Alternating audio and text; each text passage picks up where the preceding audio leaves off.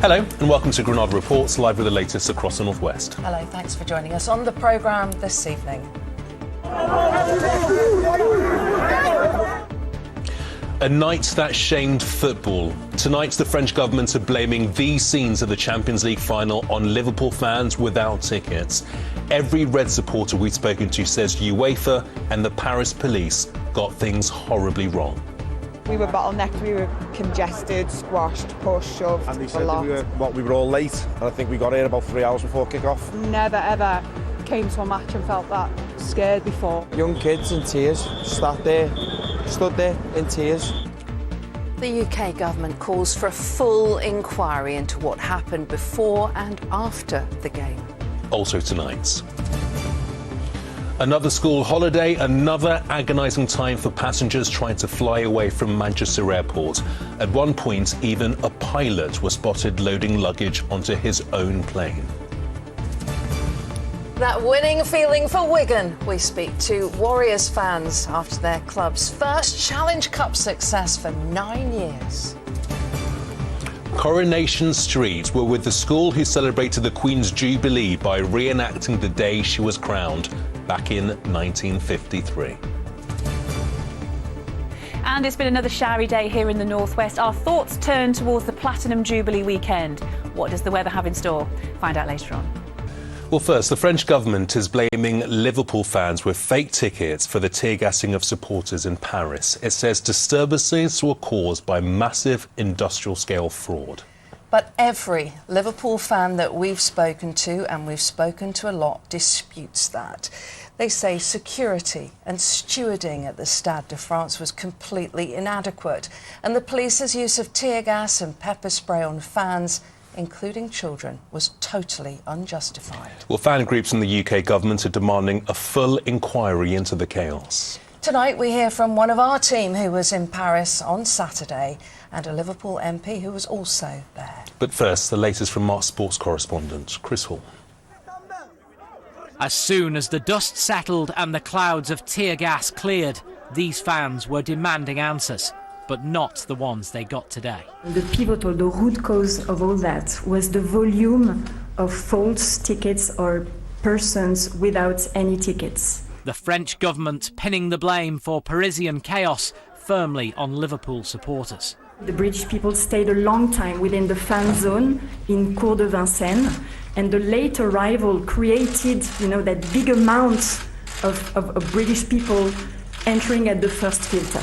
Liverpool Football Club were also accused of letting their fans out in the wild, fans who believed they were treated like animals. There was no wildness on our behalf. I can't say the same for the locals within France. Simon Teasdale never got to use his ticket. He left the stadium to escape the danger developing. I've never seen a more lawless society than what I seen that night, and was the reason we left the ground was because we were fearful for something going to happen. I'm very surprised there weren't fatalities that night. Like many other football fans, I succumbed to pickpocketing groups. I'd say the pickpockets and the dippers were much, much better organised than the policing or anything that UEFA could offer. Perhaps they can get some tips from them. Fans later accused of arriving late were in fact queuing for up to 3 hours while many gates at the Stade de France were shut. Event organisers UEFA say fake tickets which didn't work in the turnstiles caused crowds to build, which French police dispersed with tear gas. I think the fans' behaviour actually prevented the disaster. Liverpool fans being caught in a crush, very aware of the consequences of that, and then looking out for each other.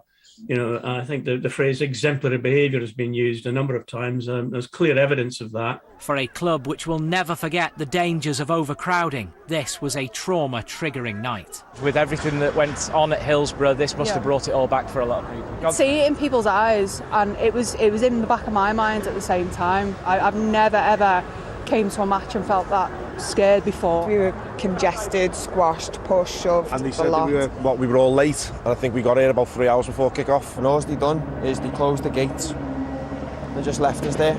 The gates here are locked, so people are actually having to climb over the gates just to get out of the stadium. We're hearing from fans of both clubs who are saying that the riot police inside there are indiscriminately tear gassing people and pepper spraying people. There are children coming out of here in tears tonight. These are very distressing scenes. We've got 2 young kids with us. They sprayed all the CS gas. Our eyes, we couldn't see a thing, couldn't breathe. We're having to climb over a gate to get out. There's no organisation, there's just nothing happening. The riot police are just blocking everything off.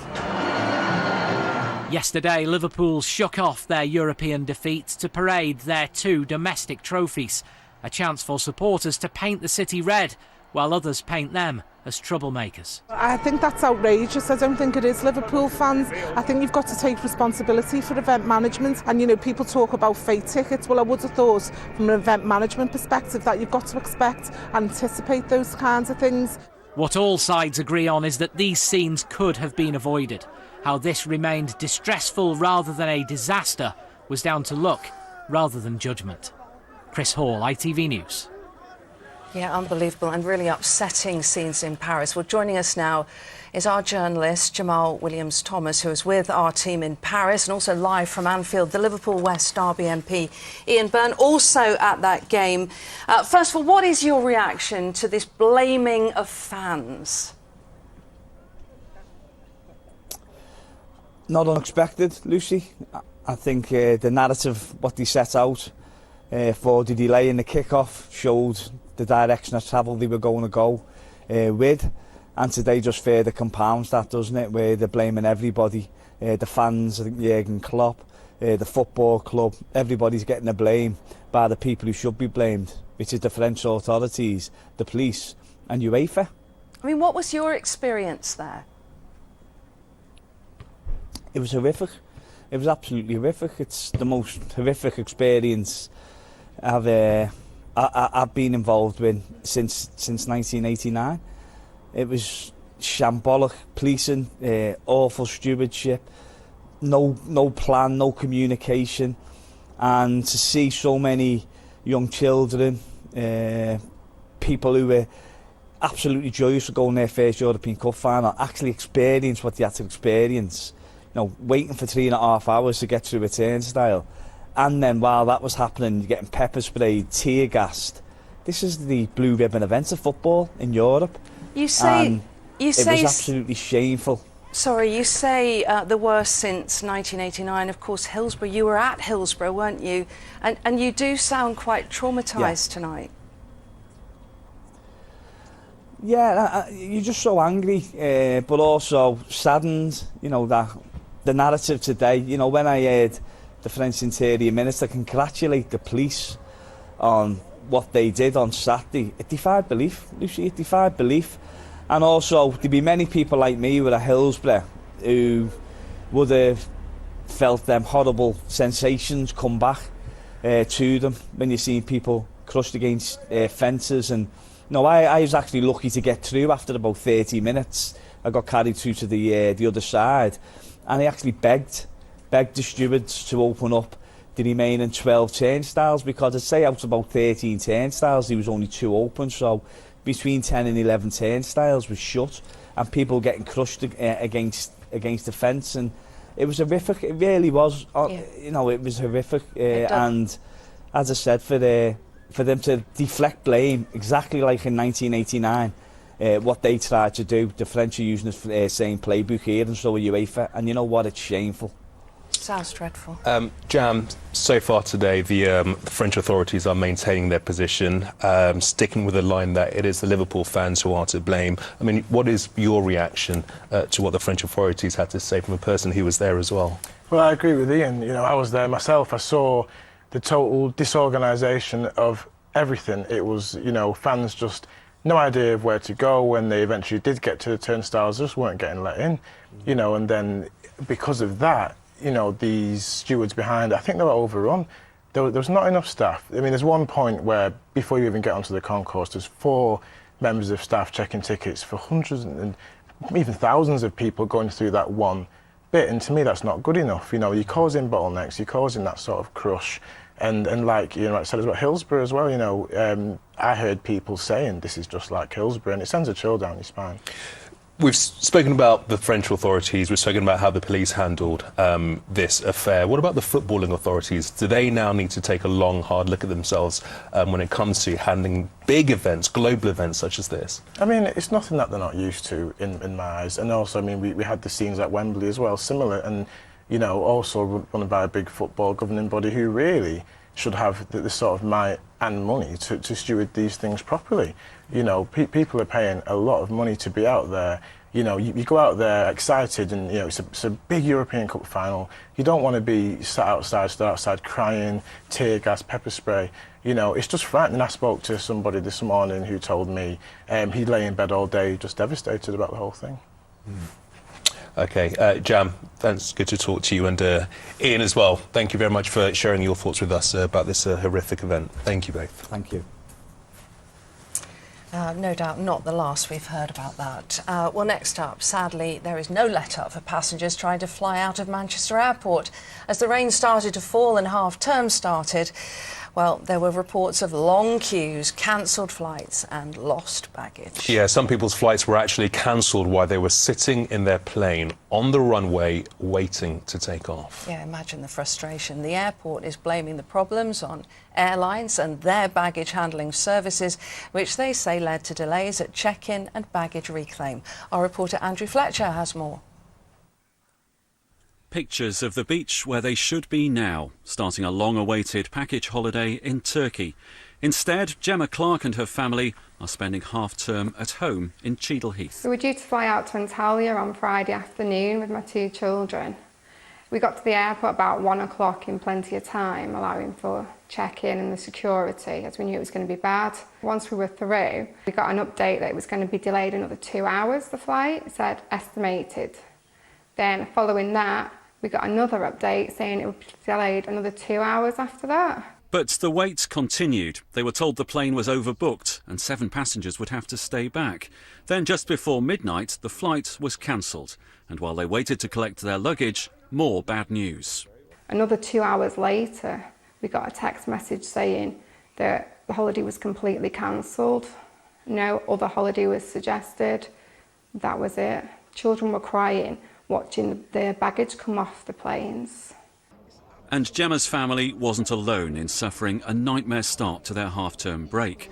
One passenger shot this video of the queue for TUI bag drop at Terminal 2. The airline has apologised, saying operational and supply chain issues were to blame. It says it's working to support affected customers. For people trying to escape the Manchester weather today, there have been shorter queues getting into the airport, but more problems for some in departures. We were contacted by one passenger who was due to fly on a 747 plane yesterday. Today they found they were being put on a smaller 737. They told us there won't be room for everyone on board. Such a joke. I feel bad, so many families will be disappointed. Manchester Airport has been facing criticism for weeks over long queues for departing passengers. In response to this weekend's problems, it said, "We are in contact with the senior management teams for the relevant airlines and ground handlers to understand these issues and to support their efforts to resolve them as quickly as possible."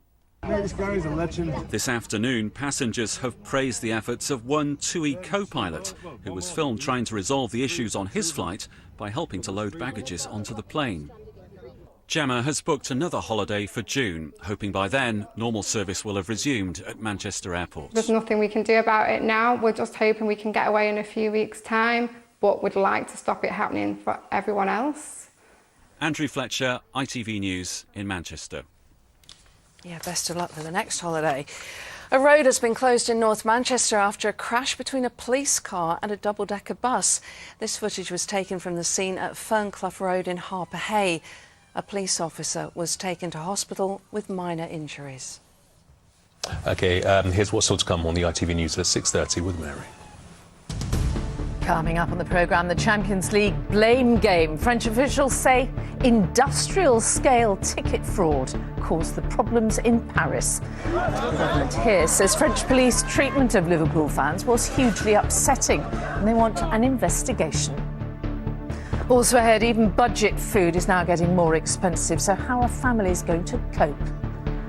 And getting ready for a national party, how the country is preparing for the Queen's Platinum Jubilee. Do join me for that and more at 6:30.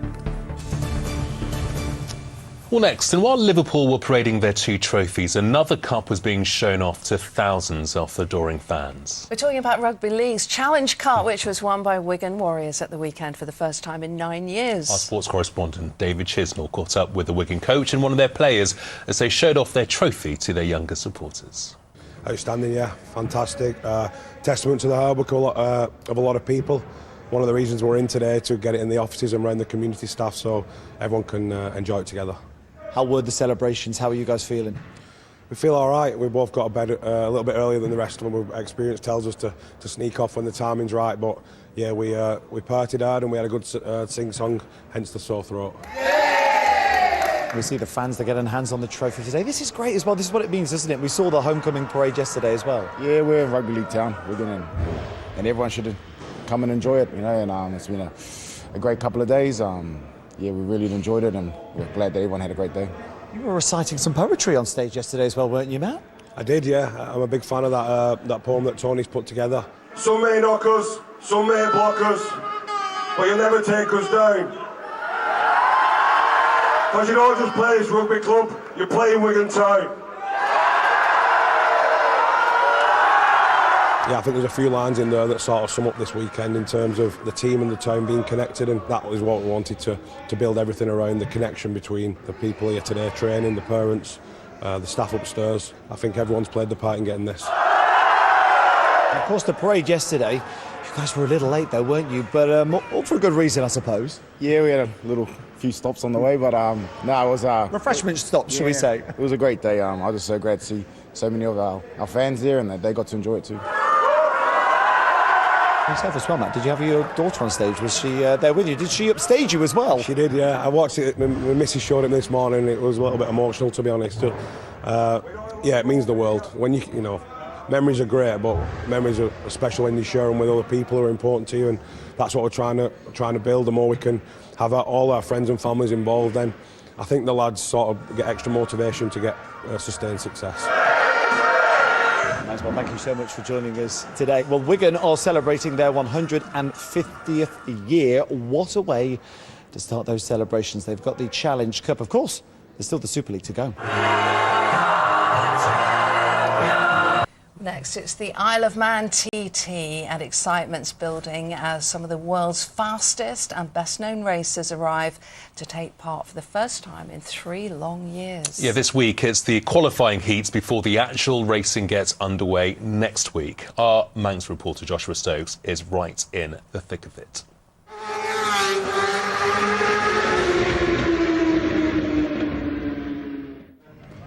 Attention paddock, can we have this sidecar newcomer groups onto the start line? The sound the island has been waiting years to hear, as riders from across the world lined up to take on the mountain course, and fans of all ages returned to the island.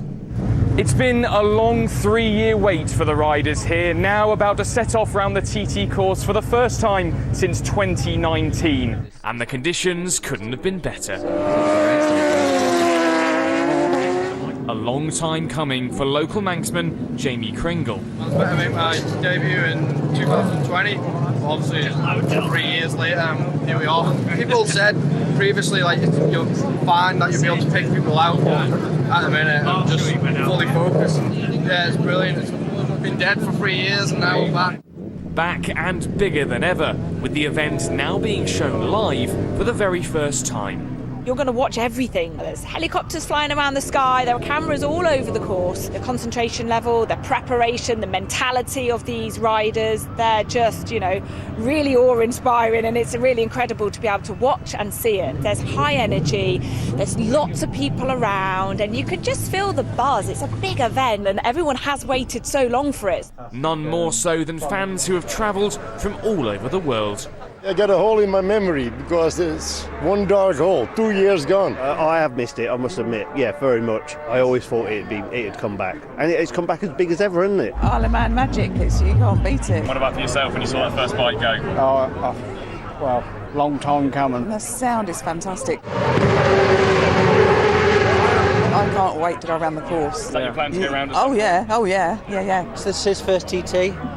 So he was a lockdown baby, so he's not seen any TT at all. And he's loving it, aren't you, Jack? The bikes. Sitting on a little low stone wall, bikes flying past like 6 inches away from your nose, sort of thing. It's it's an experience. Everyone should do it at least once. And as the atmosphere continues to grow, all eyes turn to the riding stars, hoping to keep putting on a show as qualifying continues here for the rest of the week. Joshua Stokes, ITV News, Douglas. Yeah, the atmosphere is definitely building, isn't it? Josh is back with another report from the TT on tomorrow's programme.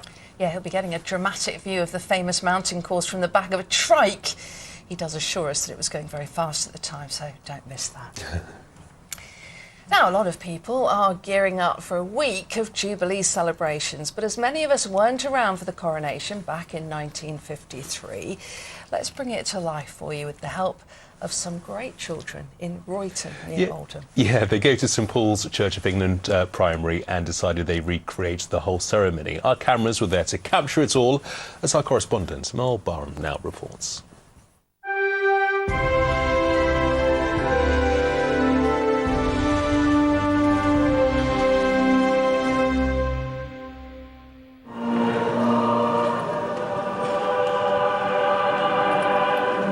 They swapped Westminster Abbey for St Paul's Church in Royton, and the Queen was looking a little more youthful than in 1953. But this was a reenactment complete with all the pomp and pageantry of that famous day. Processing up the aisle to the very same music used for the coronation, the Queen was followed by a host of archbishops, dukes and duchesses, and lords, carrying with them the coronation regalia. I here present unto you Queen Elizabeth, your undoubted Queen. God save Queen Elizabeth. And with a real live brass fanfare, the children began to recreate those famous scenes when the Queen was sworn in.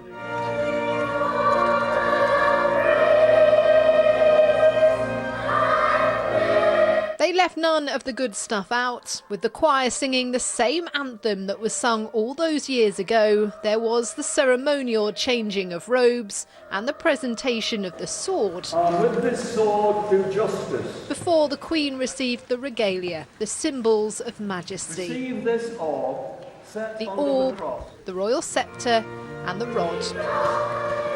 And of course, not forgetting the crown. So sanctify thy servant Elizabeth as a sign of royal majesty. Amen. Amen. God save the Queen. God save the Queen. God save the Queen.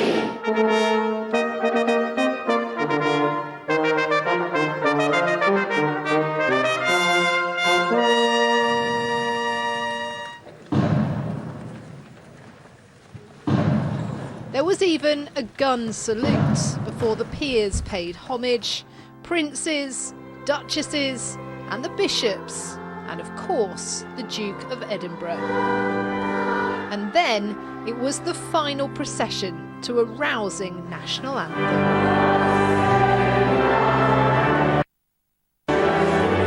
And then, as they lined the streets, it was time for the newly crowned Queen to meet her adoring subjects. It was fun because I really like singing. What was your favourite bit? The songs. My favourite bit was when the Queen was given her sword and her crown. She was given an orb, a sceptre, a rod and a crown. You were paying attention. I just felt it was such a good idea to try and recreate the whole coronation because it's about building memories for children, and certainly this will be a very memorable event for them. How was that for you? For me it was a little bit nerve-wracking, but I was thinking I was in the Queen's shoes. She must have felt like she had a big responsibility ahead of her. The coronation was a while ago and we're making it like real, so it was actually pretty fun. For most of us, the only memory of the coronation are fuzzy images from the TV. But for these youngsters, they now have something very tangible to remember. Mel Barham, ITV News, Oldham. How lovely. Well done, St Paul's Primary. We did love Round that, of applause. didn't we? Round of applause. Yeah. Superb. Queen for the day, Queen Layla. Very well done to you. It was the attention to detail that won it for me. Everyone involved in that did brilliantly. Well done to Layla especially. Superb. Well done, now kids. The weather with Joe. Now that is brew weather. And only boiling what she needs. United Utilities sponsors ITV Granada weather. Big up you, sis. Thank you. A very good evening to you. Another showery day here in the northwest and more to come tomorrow. But as our thoughts turn towards the long weekend, the good news is things are beginning to settle down just a little bit weather-wise. From Wednesday into Thursday, drier conditions, temperatures improving somewhat, certainly for Thursday, Friday and Saturday, with drier weather ahead. Low pressure is right across the UK at the moment, and it's pulling in lots of showers across our part of the world. More to come this evening and again for tomorrow.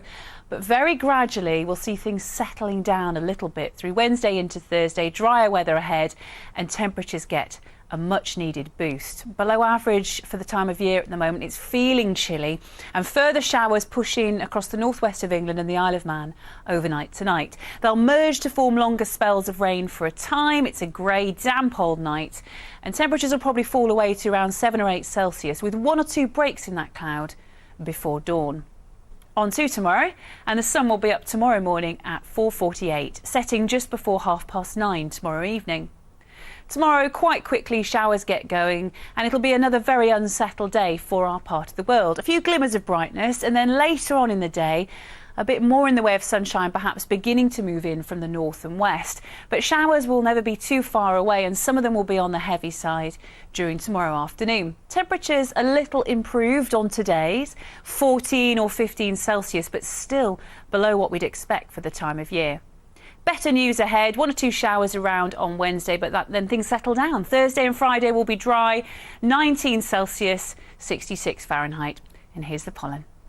United Utilities sponsors ITV Granada weather. 2 sugars, please. Oh, lovely.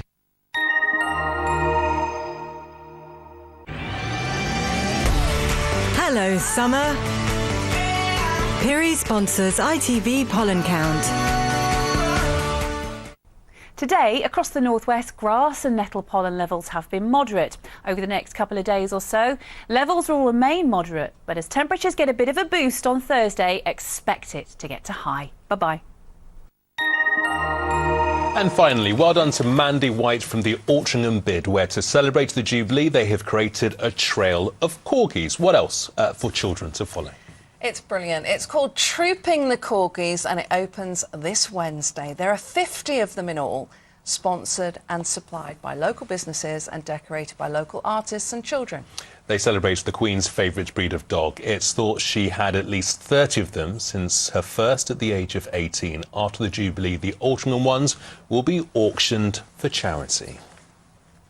I absolutely love those. It's just such a great idea. Another great reason to visit Altrincham. I think I might take my real corgi along to have a look at those. Indeed, you might be quite impressed. And we've got lots more Jubilee stuff for you over the next few days. You are absolutely in for a treat. We will see you tomorrow. Bye-bye. Bye-bye.